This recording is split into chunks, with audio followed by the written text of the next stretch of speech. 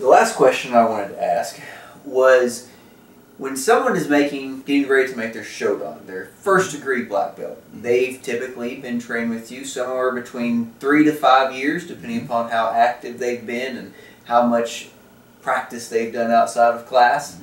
But what are some of the things that you are looking for in that person? Not necessarily, how good can they do their kata, and how well can they handle themselves on the street? Because you learned that in class, but you can learn that at any class. What type of principles are you looking for in them as they are now moving on to that next step in representing you and your class and your style and your teacher and everybody that's involved with that? What are you looking for there? Very good question. I could talk a long time about this because it's very important to me, the character of someone, the character that's being developed of someone as they're in class.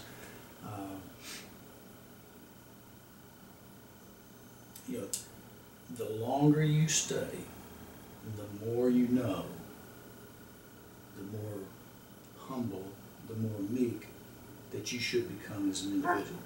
I remember so well all the time training, thinking, well, if I can ever make black belt, if I can ever make black belt, man, I will have arrived. I will arrive. And I remember so vividly when I tested for black belt and I was presented my black belt, and I remember stepping off to my side as I was going home, and it just kind of rushed over me. It's kind of like Paul would say, the scales were removed from my eyes, and I could see that I'm a black belt now. But there's so much that I don't know, And so it just reinforces that meekness and that humility. Meekness, truly being strength under control. The more technique you know, the harder you train, the more responsibility you have as a person. The more power you have, the more responsibility you have. The more responsibility you have to mentor and to be respectful, to be meek, and to not use that power in a way that is not proper.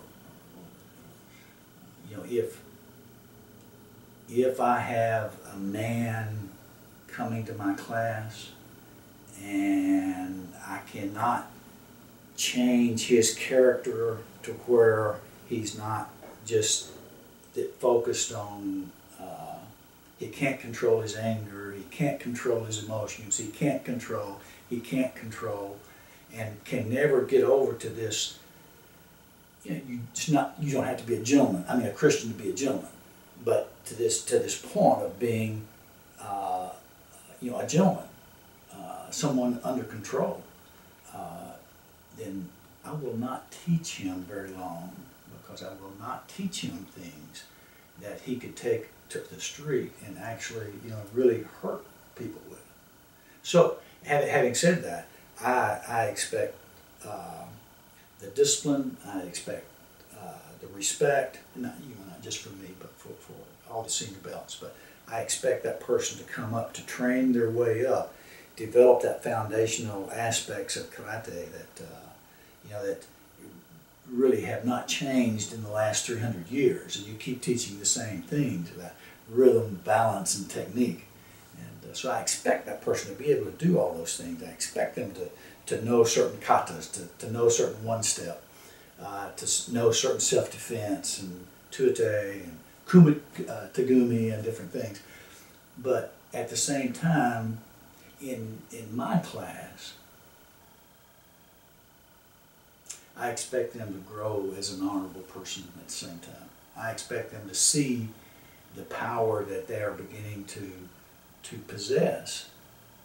And then with that power, the responsibility they have, to control that power, to keep that power under control, to keep their anger or their emotions in check.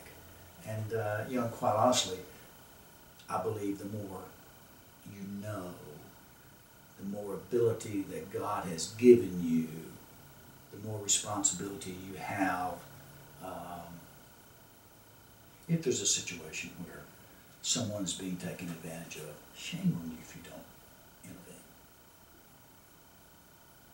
I agree.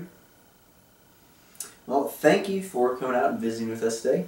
Thank you for dropping by our website. If you have any additional questions, please feel free to visit our contact section and send us an email